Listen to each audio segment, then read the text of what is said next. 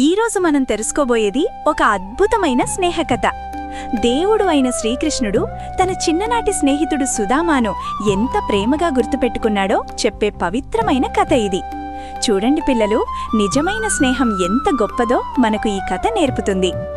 అనేక సంవత్సరాల క్రితం ఒక ప్రశాంతమైన గురుకులంలో పెద్ద వటవృక్షం నీడలో ఇద్దరు బాలురు విద్యాభ్యాసం చేస్తున్నారు. వారిలో ఒకరు సాక్షాత్ శ్రీకృష్ణుడు. ఆయన ముఖం దివ్య కాంతితో ప్రకాశిస్తోంది. పక్కనే కూర్చున్నాడు అతని ప్రియ స్నేహితుడు సుదామ. అక్కడే ప్రారంభమైంది ప్రపంచం గుర్తుపెట్టుకునే ఒక మహాస్నేహం. పాఠాలు ముగిసిన తర్వాత కృష్ణుడు తన దగ్గర ఉన్న ఆహారాన్ని తీసి సుదామాతో పంచుకున్నాడు. దేవుడు అయిన కృష్ణుడు కూడా తన స్నేహితుడితో ప్రేమగా అన్నం పంచుకుంటున్నాడు. సుదామ సిగ్గుగా నవ్వుతూ ఆ ప్రేమను స్వీకరించాడు. ఇదే పిల్లలు నిజమైన స్నేహం. ఒకరోజు సుదామ ముఖం కొంచెం ఆలోచనతో నిండింది. అయ్యో, తన స్నేహితుడి మనసు బాధగా ఉందని కృష్ణుడు వెంటనే గుర్తించాడు. అతని భుజంపై చేయి వేసి ప్రేమగా పలికాడు. సుదామా, స్నేహితా, నేనున్నాను కదా. ఒకరోజు గురుకుల పనిగా కృష్ణుడు మరియు సుదామ అడవిలో కట్టెలు సేకరించడానికి వెళ్లారు. ఎత్తైన చెట్ల మధ్య నడుస్తూ ఇద్దరూ పరస్పరం మాట్లాడుకుంటూ ముందుకు సాగుతున్నారు. సాధారణమైన పనైనా వారి హృదయాల్లో మాత్రం అపారమైన ఆనందముంది. అలా వారి స్నేహం మరింత బలపడింది. ఆకాశం మబ్బులతో నిండిపోయింది. భారీ వర్షం మొదలైంది. వర్షం పడుతుండగా కృష్ణుడు మరియు సుదామ చెట్టు క్రింద ఆశ్రయం తీసుకున్నారు. చూడండి పిల్లలు, కష్టమైన పరిస్థితుల్లో కూడా వారి హృదయాల్లో భయం లేదు. ఎందుకంటే వారి మధ్య ఉన్న స్నేహం ఎంతో పవిత్రమైనది. వర్షం కొంచెం తగ్గిన తర్వాత ఇద్దరూ ఒక పెద్ద చెట్టు క్రింద కూర్చున్నారు. సుదామ తన దగ్గర ఉన్న చిన్న ఆహారాన్ని బయటకు తీశాడు. అప్పుడు కృష్ణుడు ప్రేమగా నవ్వుతో అన్నాడు, స్నేహితా, మనం కలిసి తినేద్దాం. ఎంత పవిత్రమైన స్నేహం! దేవుడు అయిన కృష్ణుడు కూడా స్నేహాన్ని ఎంత గౌరవిస్తున్నాడు చూడండి. అలా రోజులు గడిచాయి, సంవత్సరాలు గడిచాయి. గురుకులంలో కలిసి చదివిన ఆ చిన్న పిల్లలు ఇప్పుడు పెద్దవాళ్లుగా మారారు. కానీ పిల్లలు, కాలం మారినా వారి స్నేహం మాత్రం మారలేదు. అది ఎంత పవిత్రమో, ఎంత నిజమైనదో. కాలం గడిచే కొద్దీ సుదామా జీవితం చాలా కష్టంగా మారింది. అయ్యో, ఒక చిన్న మట్టి ఇల్లు, తినడానికి కూడా సరిపడా ఆహారం లేదు. పిల్లలు నిశ్శబ్దంగా కూర్చుని ఉన్నారు. కాని సుదామ ముఖంలో మాత్రం ఒక విశ్వాసముంది, తన స్నేహితుడు కృష్ణుడిపై ఉన్న విశ్వాసం. ఒకరోజు సుదామ భార్య మృదువుగా అతనితో మాట్లాడింది. మీ స్నేహితుడు ద్వారకారాజు కృష్ణుడు కదా, ఆయననొకసారి కలవండి. ఆమె మాటల్లో ఆశ ఉంది, భర్తపై ప్రేమ ఉంది. అయ్యో, ఆ కుటుంబం ఎంత కష్టంలో ఉంది చూడండి పిల్లలు. ఆ రాత్రి సుదామ బయట నిలబడి ఆకాశం వైపు చూశాడు. తన చిన్ననాటి స్నేహితుడు కృష్ణుడు గుర్తుకొచ్చాడు. అతని హృదయం వినయంతో నిండిపోయింది. కృష్ణుడు నా స్నేహితుడు అని అతని మనస్సు మృదువుగా పలికింది. సుదామ భార్య చిన్న బట్టలో కొద్దిగా అటుకులు కట్టింది. ఇదే మన దగ్గరున్న చిన్న కానుక అని ప్రేమగా చెప్పింది.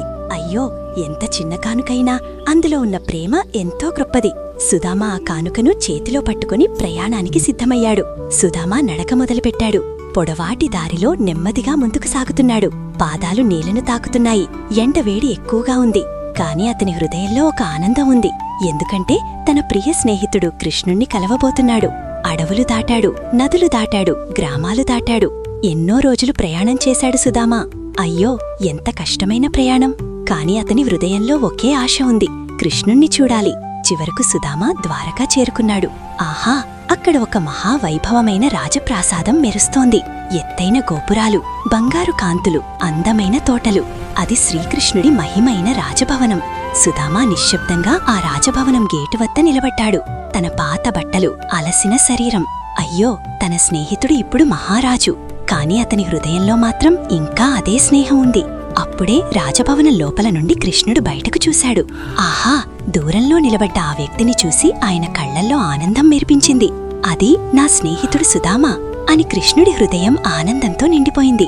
ఒక్క క్షణం కూడా ఆలస్యం చేయలేదు కృష్ణుడు. రాజసింహాసనం, ఆభరణాలు అన్నీ వదిలి వెంటనే పరిగెట్టాడు. దేవుడైన కృష్ణుడు తన స్నేహితుణ్ణి చూసి ఎంత ఆనందిస్తున్నాడో చూడండి. అది నిజమైన ప్రేమ. కృష్ణుడు సుదామ దగ్గరకు చేరి అతన్ని గట్టిగా ఆలింగనం చేసుకున్నాడు. ఆ క్షణంలో రాజు, పేద అనే తేడా లేదు. అక్కడ ఉన్నవారందరూ ఆశ్చర్యంతో చూస్తున్నారు. ఎంత పవిత్రమైన స్నేహం! కృష్ణుడు వినయంగా ఒక బంగారు పాత్ర తీసుకొచ్చాడు. తన స్నేహితుడు సుదామా పాదాలను స్వయంగా కడిగాడు. అయ్యో, దేవుడైన కృష్ణుడు తన స్నేహితుడికి ఎంత గౌరవం చూపిస్తున్నాడో చూడండి. అది ఆయన వినయం. సుదామా కళ్లల్లో కన్నీళ్లు మెరిశాయి. ఆ ప్రేమను చూసి అతని హృదయం కరిగిపోయింది. ఆహా, దేవుడైన కృష్ణుడు తనని ఇలా గౌరవిస్తున్నాడు. ఆ ఆనందాన్ని మాటల్లో చెప్పలేడు. ఇద్దరూ కలిసి కూర్చుని చిన్ననాటి జ్ఞాపకాలను గుర్తు చేసుకున్నారు. గురుకుల రోజులు, అడవి ప్రయాణాలు అన్నీ గుర్తుకొచ్చాయి. ఆహా, వారి హృదయాలు ఆనందంతో నిండిపోయాయి. సుదామా తన దగ్గరున్న చిన్న అటుకుల కానుకను దాచుకున్నాడు. ఇంత చిన్న కానుకను ఎలా ఇవ్వాలి అని సిగ్గుపట్టాడు. అయ్యో, అతని వినయం ఎంత గొప్పది! కాని కృష్ణుడన్నీ తెలుసు.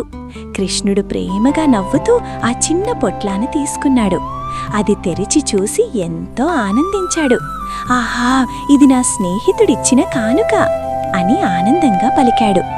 కృష్ణుడు ఆటుకులను ఎంతో ప్రేమతో తిన్నాడు. అది సాధారణ ఆహారం కాదు.